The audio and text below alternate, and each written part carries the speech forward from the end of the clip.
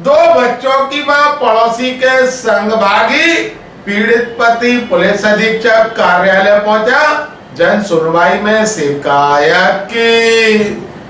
Police अधीक्षक कार्यालय में प्रत्येक मंगलवार को होने वाली जन सुनवाई में पीड़ित लोगों ने पहुंचकर न्याय की गुहार लगाई। जन सुनवाई में हजीरा इलाके में रहने वाले युवक की पत्नी पड़ोस में रहने वाले दूसरे युवक के साथ भाग गई। ऐसे में पीड़ित युवक अब अपनी पत्नी को वापस पाने के लिए पुलिस के चक्कर लगा रहा। पीड़ित युवक मनोज का कहना है कि गोपाल नाम के व्यक्ति के साथ उनकी पत्नी अपने दो बच्चों को छोड़कर घर से 6 महीने पहले भाग गई थी, जिसकी गुमशुदगी हजीरा थाने में दर्ज कराई गई। 20 दिन बीत जाने के बाद वह लौटकर थाने पहुंची और उसे वन स्टॉप सेंटर भेजा गया, लेकिन वह वन स्टॉप सेंटर में 2 दिन रुकने के बाद उसकी पत्नी फिर गायब हो गई। मनोज को आशंका है कि गोपाली उसे भगाकर ले गया। पुलिस ने मदद का आश्वासन दिया। ग्वालियर अभी तक से चर्चा के दौरान पीड़ित युवक मनोज ने कहा, शिकायत पत्नी का लेके आए, अपनी पत्नी की शिकायत। क्या हुआ? पत्नी आगरा में शादी थी दीदी के यहाँ, 2 दिन की शादी थी, तो शादी के माने लेके लड़के के साथ भाग गई। कौन से लड़के के साथ? गोपाल नाम का लड़का है। कहाँ रहता है? हजीरे पे रहता है, इंदिरा नगर। इनकी शिकायत लेके आया हम। क्या चाहते हैं? जी जो हजीरे पे वही कोई कार्रवाई हो नहीं रही है बिल्कुल भी। कितने बच्चे हैं? 2 बच्चे, एक का नाम दिव्यांश, एक का देवांश। कब शादी हुई थी आपकी? 9 साल हुई शादी को। कब चली? 5 महीने हो गए। क्या परेशानी थी उसको? कुछ परेशानी थी घर पे। किसके साथ गई है? गोपाल नाम के लड़के के साथ गई है। अभी कहाँ पर? जो जानकारी आपको पता ही नहीं है हमने। क्या बोले साहब बोले कार्रवाई करेंगे। कुछ अपन कुछ मालूम ही नहीं पड़ा। एक आध लड़के एक पे पकड़ा पन्ना खाली फोन पे खाली बस, उसका कुछ मालूम ही नहीं पड़ा। पहले से भी फोन पे बात कर रही है? एक आध बार अपने देखा है बस खाली बस। वहीं कलयुगी बेटों का माँ बाप के लिए पैसों और संपत्ति को लेकर अत्याचार बढ़ता जा रहा है। अब माँ बाप अत्याचारी बेटों के खिलाफ अपने साथ हो रहे अत्याचार को रोकने के लिए पुलिस के पास गुहार लगाने पहुंच रहे।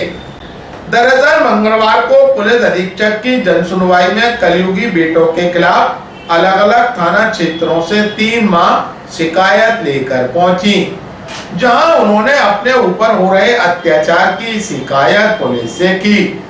पहला मामला गोले का मंदिर थाना क्षेत्र के बालाजी अपार्टमेंट निवासी देवयानी अपने बेटे दिवाकर और उसकी पत्नी मीनाक्षी की शिकायत लेकर पहुंची। उन्होंने बताया कि उनके पति एयरफोर्स से रिटायर्ड हुए हैं, जिसके बाद उन्होंने एक फ्लैट खरीदा था। अब उनका बेटा और उसकी पत्नी आए दिन विवाद और मारपीट करते हैं और फ्लैट को हथियाना चाहते हैं। दोनों ने हाथ पैर बांधकर मानसिक आरोग्यशाला भी ले गए, जहां जांच के बाद डॉक्टरों ने उन्हें सही बताया और घर लौटते ही फिर मारपीट कर संपत्ति मांगने लगे। जैसे तैसे दोनों से बचकर थाने पहुंचे और शिकायत की, पर अभी तक कोई कार्रवाई पुलिस ने नहीं की। आज जन सुनवाई में बड़े अधिकारियों से मिले तो उन्होंने कार्रवाई का आश्वासन दिया। वहीं दूसरा मामला ग्वालियर के हजीरा थाना क्षेत्र से आया, जहां एक मां और अपने कलयुगी बेटे की अत्याचारी से परेशान होकर पुलिस अधीक्षक से शिकायत करने पहुंची। उसने पुलिस को बताया कि उसका छोटा बेटा रोज शराब पीकर आता है और सभी को गाली गलौज करता है और शराब के लिए पैसा मांगता है। पुलिस सभी मामलों में माता पिता और बच्चों की काउंसलिंग कर शांति से रहने के प्रयास कर रही। ग्वालियर अभी तक से चर्चा के दौरान पीड़ित मां बस सीएसपी किरण अहिरवार का पूरा मामला सर फ्लैट और बैंक के कागजात, और एक्चुअली वो इंडियन बैंक में काम करता है, 2 साल से बेकार बैठा है, तो उसका पूरा टारगेट उनकी वाइफ का मेरे फ्लैट पर है। और अभी मेरे पति 82 इयर्स के हो गए हैं, लकवाग्रस्त है, बेड पेशेंट है, और उन्होंने ये प्लानिंग किया पिछले हफ्ते 31 जुलाई को कि मम्मी को पागल खाने भेज दिया जाए किसी तरीके से, डरा धमका कर मारपीट करके सेलो टेप से मेरे को हाथ पैर बांधे पूरा बाकायदा। वाइफ ने यहाँ से पकड़ा है और बेटे ने मेरे को पूरे ज़मीन पे लिटाकर, मेरी पसलियों में अभी तक सूजन है, लिटाकर वो ज़बरदस्ती अपनी गाड़ी में बिठाकर पागल खाने ले गए। वहाँ पर नॉर्मल बात हुई डॉक्टर लहारिया से, उसके बाद टैबलेट लेकर मुझे उन्होंने डबल डोज दे दिया। मैं बेहोशी की हालत में कहीं आवेदन करने नहीं जा पाई, ना घबरा के घर से बाहर निकल पाई। और उसके बाद कहने का मतलब मेन मकसद उनका फ्लैट और उस पर है कि किसी भी तरह मम्मी को यहाँ से हटाया जाए। पेशेंट तो मतलब पापा तो मतलब रास्ते से हटी जाएंगे, और दिखाने के लिए वो रिम्स में ट्रीटमेंट भी कराया है। और डॉक्टर को भी किसी और से धमकियाँ दिलवाई हैं कि मतलब मैं खुद डॉक्टर को धमकी दे रही हूँ कि मैं आपको कहीं मतलब इलीगल तरीके से फंसा दूँगी, जबकि मेरा ऐसा कोई मकसद नहीं है। ये कहना है कि इसको बंद करा जाए। ये मारपीट बहुत करता है, घर में खाना भी नहीं खाना, दिन भर हम मजदूरी करते हैं। और इसके हाथ भैया भाभी को तक मारता है, ये मोहल्ले वालों को मारता है और सबसे लड़ाइयाँ करता है। ये चाहता क्या है उसको ही पूछो। सारी घर की चीजें बेच बेच के खाता है।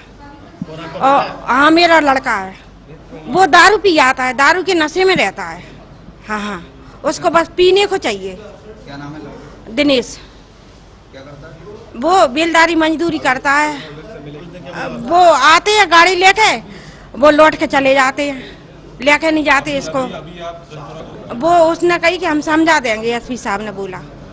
आज जन सुनवाई के दौरान कुछ परिजन अपने बच्चों की शिकायत लेकर आए थे। उनकी शिकायत थी कि बच्चों द्वारा उनको परेशान किया जा रहा है, उनको घर से निकालने की धमकी दी जा रही है, या शराब पीकर परेशान करते हैं, या संपत्ति उनके नाम करने का दबाव बनाते हैं। इस प्रकार की कुछ शिकायतें आज जन सुनवाई के दौरान आई हैं।